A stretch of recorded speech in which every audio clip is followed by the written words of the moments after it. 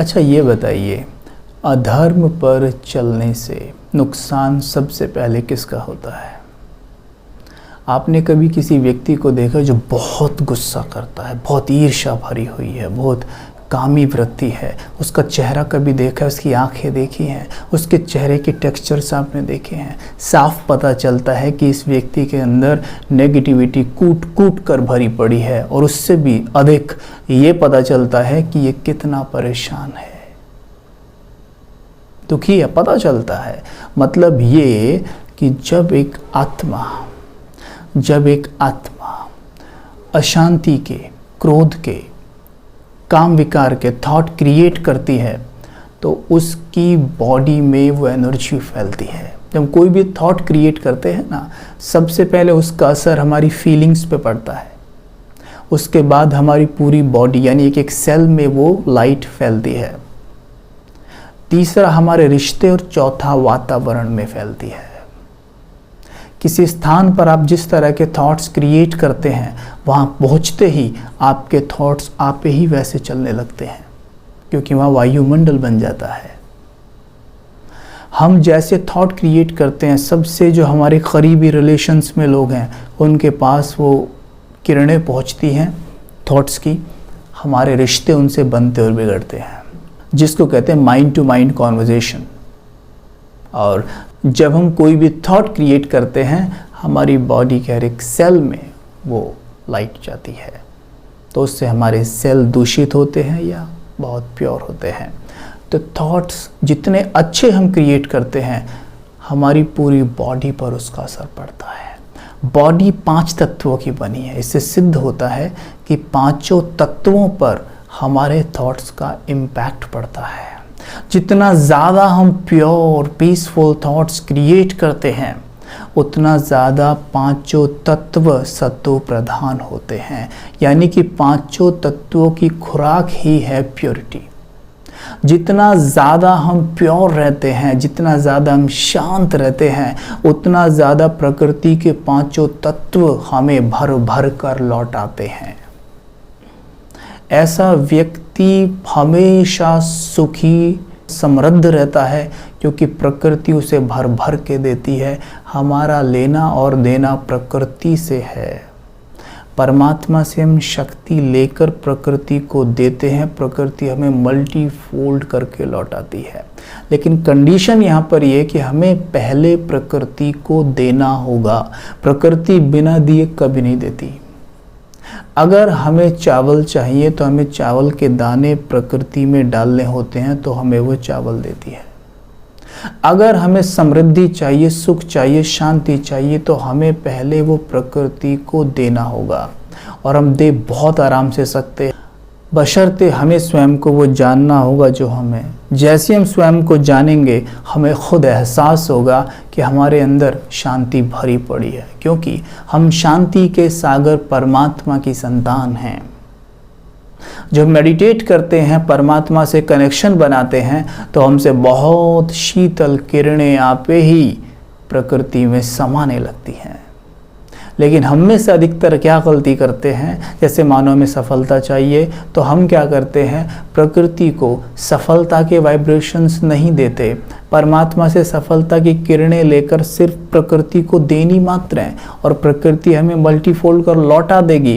लेकिन हम करते क्या हैं, बैठते हैं मेडिटेट करने के लिए मान लो, और उस मेडिटेशन में हम इनडायरेक्ट वे में प्रकृति से मांगते ही रहते हैं। प्रकृति कहती है कि आप देने के लिए बैठे और मांग रहे हैं।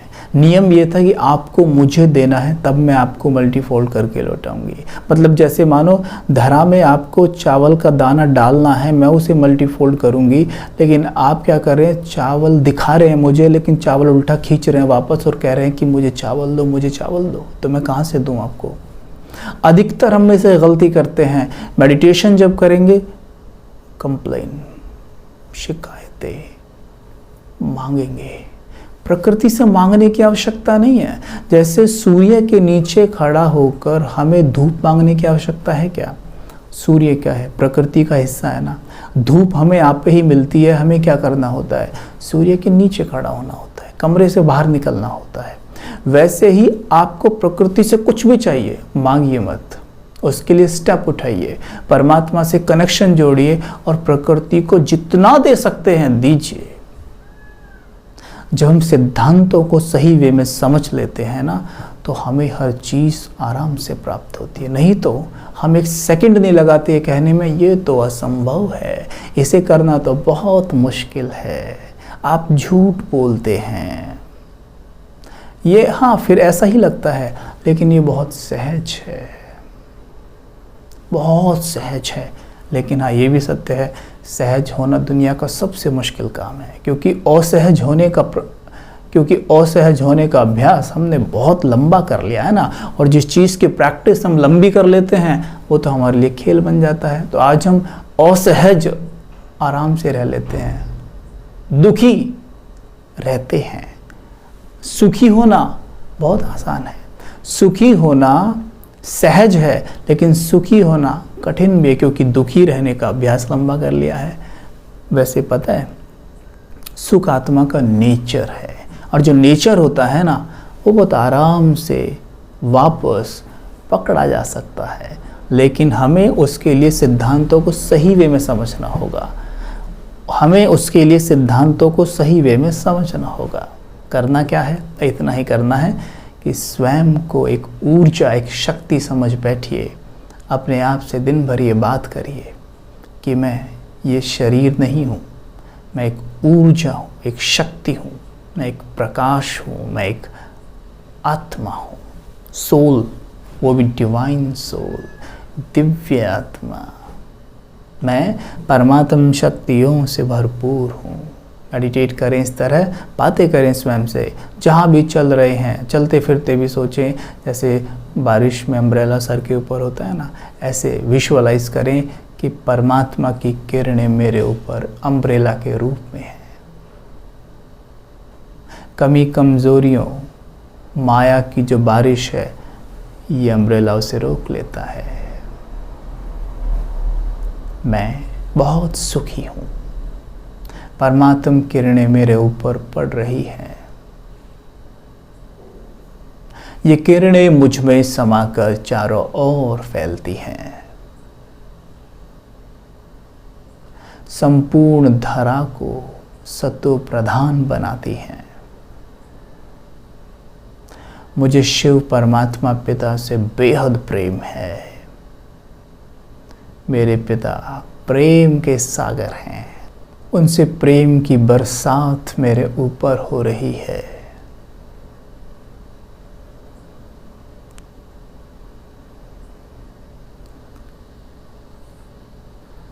ये प्रेम की बारिश मुझे भिगोकर धरा में समा रही है। धरा भी झूम उठी है, मुझे प्रकृति माँ से प्रेम है। मैं प्रकृति माँ का शुक्रिया अदा कर रहा हूँ। मेरे जीवन की सभी विघ्न समस्याएं दूर भाग रही हैं।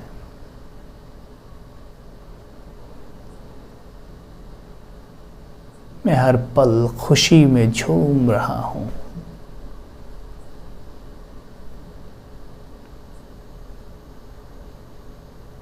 मेरा हृदय शुक्राना गा रहा है।